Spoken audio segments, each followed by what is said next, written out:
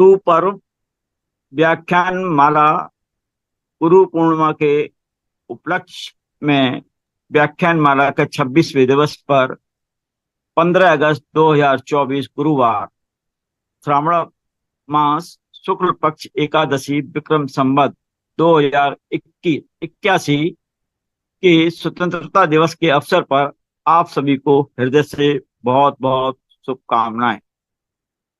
प्रातः स्मरण एवं गीता पाठन साधक समूह ग्वालियर में उपस्थित सभी सम्माननीय सदस्यों को कोटि कोटि नमन, स्वागत, वंदन, अभिनंदन राजकुमार वाजपेयी करता है। जैसा कि आज सनातन धर्म का प्रथम वर्ण मां प्रथम गुरु है, उस शब्द पर मैं अपने विचार दे रहा हूं। गुरुत्व में गुरु गु और रू से मिलकर बना हुआ है। गुरु का अर्थ है, गु का अर्थ है अज्ञान, समस्या और अंधकार। अज्ञान, समस्या और अंधकार, और रू का अर्थ है ज्ञान की ओर, समस्या निदान और प्रकाश उजाले की ओर। अर्थात जीवन के अंधकार को हटाकर प्रकाश की ओर मार्ग दिखाने वाले को हम गुरु कहते हैं। वह भ्रम से स्पष्टता की ओर ले जाता है। सदगुरु हमें सदैव सत्य मार्ग पर चलने की शिक्षा देते हैं और धर्म मार्ग पर चलने की प्रेरणा देते हैं। सदगुरु वह व्यक्ति जिसमें विद्या, बुद्धि, बल, लगन और समर्पण भाव, जिज्ञासा, दृढ़ता और दया, धैर्य, सहनशीलता, क्षमाशील आदि जैसे गुण कौशल विकसित करने में जीवन भर सहायता करते हैं। और वह नश्वर ईश्वर जो छुपा हुआ आपके शरीर के अंदर बैठा है, जड़ में चेतन छुपा हुआ बैठा है, उसे ज्ञान की दृष्टि देना ही सदगुरु की विशेषता है। वह धर्म मार्ग पर हमें सदैव चलना सिखाता रहता है।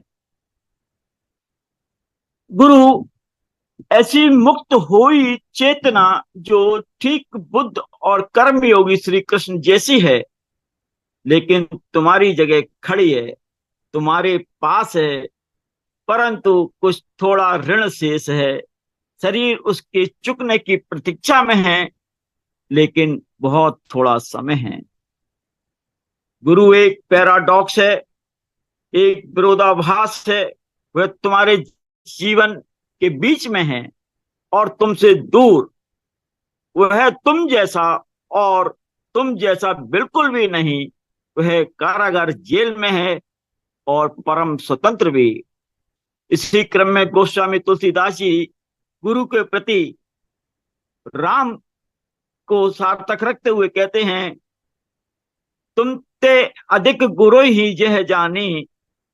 अर्थात राम, आप तो उस हृदय में वास करें जहां आपसे भी अधिक गुरु के प्रति श्रद्धा हो। तब संत जन सदगुरु कहते हैं, राम कृष्ण सबसे बड़ा, उन्हूं तो गुरु की, तीन लोक के बेधनी, गुरु आज्ञा अधीन।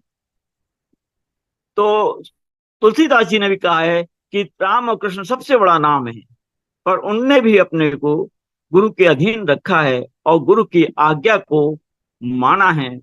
गुरु तत्व की प्रशंसा तो तीनों लोकों के सभी शास्त्रों में की गई है।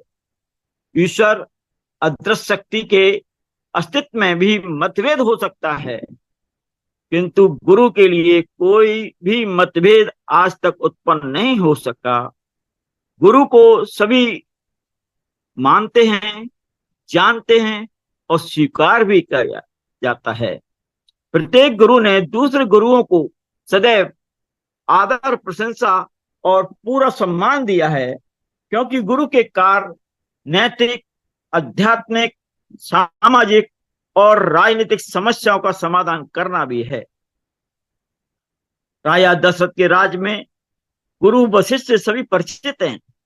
उन्हीं की सलाह पर सकुमार राम और लक्ष्मण को गुरु विश्वामित्र के साथ यज्ञशाला की रक्षा और सुरक्षा के लिए राजा दशरथ ने भेजा था, क्योंकि गुरु वशिष्ठ की उनका संदेश चिन्हित किया गया था।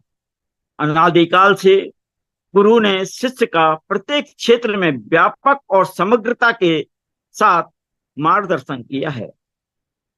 अतः सदगुरु की महिमा के कारण ही उसका व्यक्तित्व सदैव माता पिता से श्रेष्ठ माना गया है। गुरु कृपा के अभाव में कुछ भी संभव नहीं है।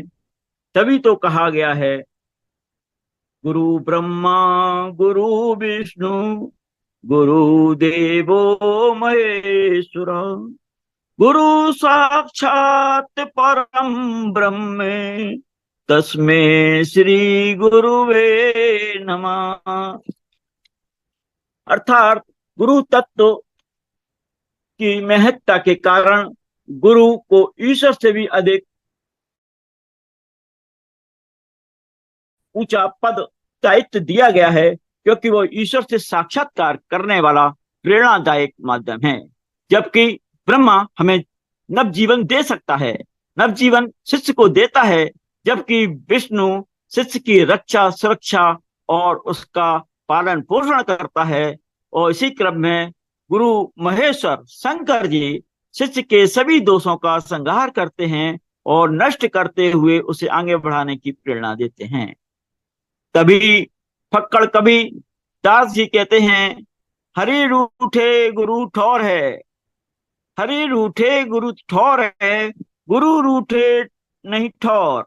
अर्थात ईश्वर के रूठने पर भी शिष्य की रक्षा गुरु की शरण में हो जाती है, किंतु गुरु के रूठने पर तीनों लोक में भी शरण मिलना संभव नहीं है।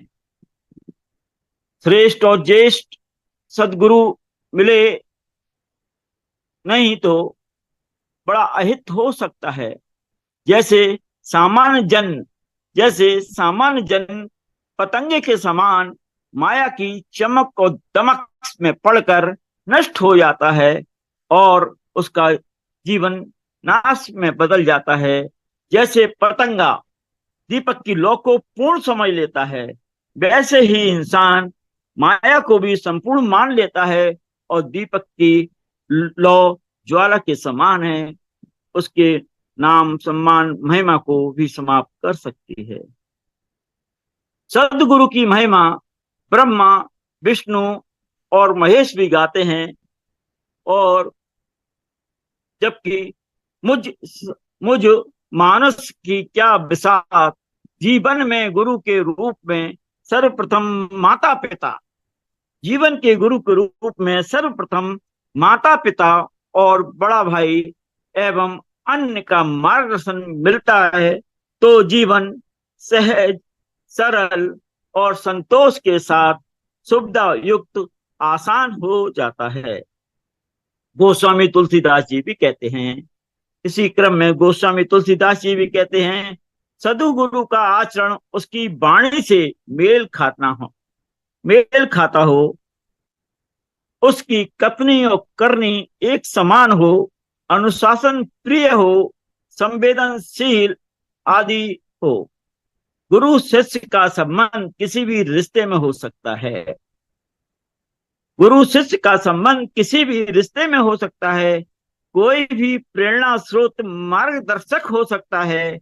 जैसे श्री कृष्ण अर्जुन जीजा साले रिश्ते में थे, किंतु अर्जुन शिष्य भाव से कुरुक्षेत्र में एकादशी तिथि के अवसर पर गीता का उपदेश गुरु श्री कृष्ण गुरु भाव से पूछते हैं। श्री कृष्ण गुरु से पूछते हैं, तब श्री कृष्ण गुरु भाव से गीता रूपी अमृत ज्ञान की वर्षा करते हुए अर्जुन गुरु तत्व के प्रभाव में स्थिरचित हो जाते हैं। तब उसके बाद गुरु श्री कृष्ण ने शिष्य अर्जुन की प्रत्येक क्षण रक्षा सुरक्षा प्रदान की। उसी के परिणाम स्वरूप कुरुक्षेत्र में अर्जुन की सारे कर्मों को पराजित कर विजय प्राप्त हो सके।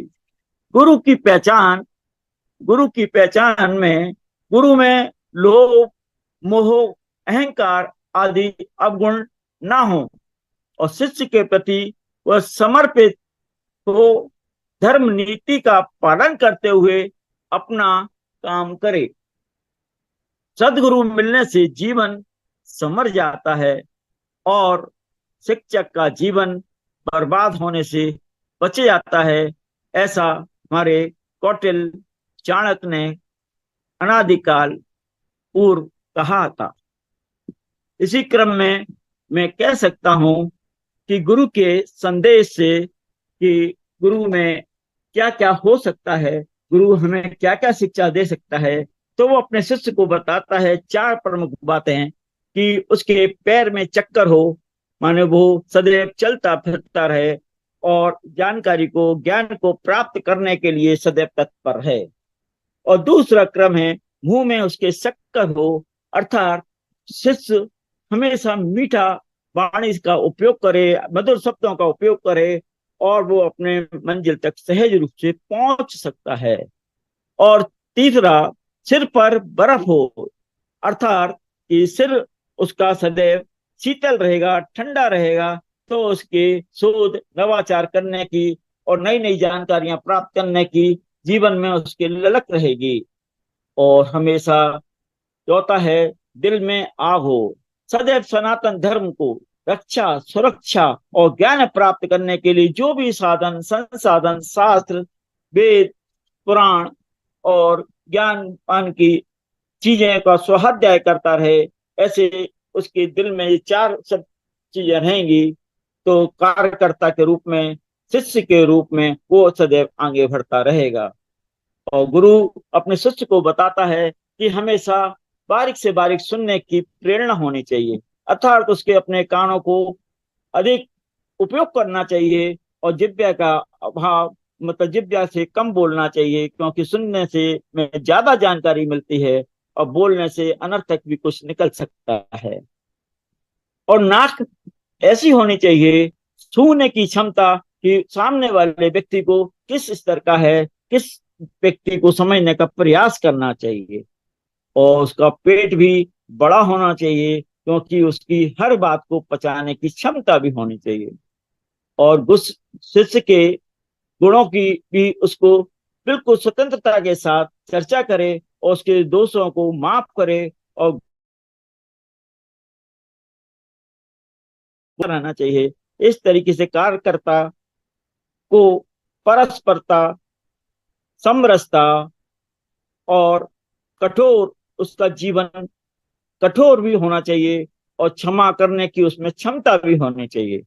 तो पुरुषार्थ का भी दृष्टिकोण हो, जिस कारण वो हमारे समाज को, देश को रक्षा और सुरक्षा देने में सफल रहे और उसको अनेक निर्णयों में से एक निर्णय छांटने की ऐसी क्षमता होनी चाहिए, निर्णय लेने की क्षमता होनी चाहिए। इस प्रकार से गुरु के लिए, गुरु तत्व के लिए आज समय के अनुसार इतना ही मैं कह सकता हूँ। अंत में कहूंगा कि घास के तिनके अंत में कहूंगा, घास के तिनके टुकड़े जो थे बेकार, घास के तिनके टुकड़े थे जो बेकार, गौरैया के हुनर से वो आशाने बन गए, गौरैया के हुनर से वो आशाने बन गए।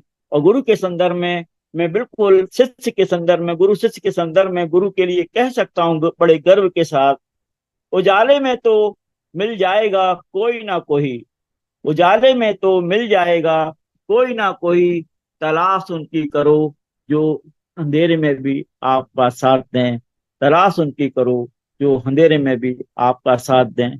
सर धन्यवाद। भारत माता की जय।